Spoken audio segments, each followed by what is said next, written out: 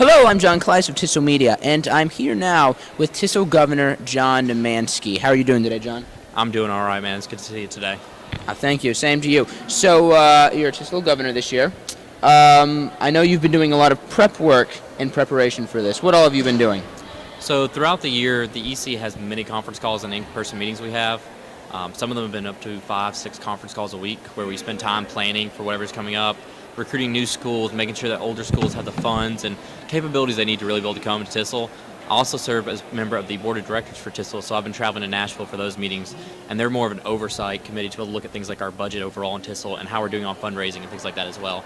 So it's been a little bit of everything, some of it financial, some of it really the logistics of how things are going to work. Things have been especially difficult this year trying to figure out how we're going to do things with the Tennessee Tunnel, of course, closed.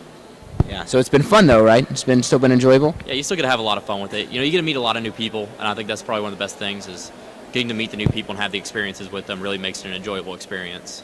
Okay. So how does being governor of TISL, how does that stack up to being, say, in the House or the Senate? How does it compare for you? I think the biggest difference for me is not being able to debate bills anymore. That was like my favorite thing because I've always been in the Senate, and I was Speaker Pro Tem in the Senate twice, and that's what I did. And I really do miss that part, but I think the cool thing about being on the governor's side instead is with me having the commissioners, it's kind of like I get my own lobbyist to get to look at the bills and try and be able to make certain bills pass and fail depending on what my opinion is, which I think is just a different aspect to it that's really made it insightful to me and made it a different TISL for me this year to really keep on enjoying it.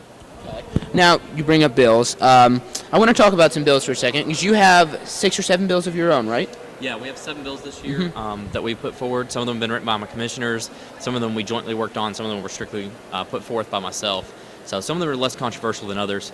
Some have already passed through actually unanimously, and some are going to be going to the floor here shortly.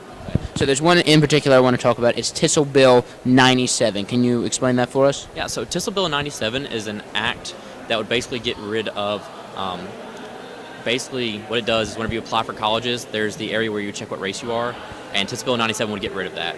The reason for this bill is I actually brought it back because it was brought up 2 years ago, and it created an immense amount of debate in the House, and I thought that it would be interesting to bring this bill back up and really make people think outside the box, make them think differently about things than what they have been normally. Like I talked about in my opening session speech, I really want people to think uncomfortably for a little bit so they can grow as people, and I think this is the best bill to do that. And underneath that pretense with having TISL Bill 97 having a deep debate, if people don't end up taking the time to be able to think about this TISL bill, I don't know how they can possibly debate any of the other bills. All right. Well, it sounds like it's going to be a doozy. John, thanks for talking to me. I know you're a busy man. I appreciate it. I appreciate it. All right. Thank you. I'm John Kleiss, and this is TISL Media.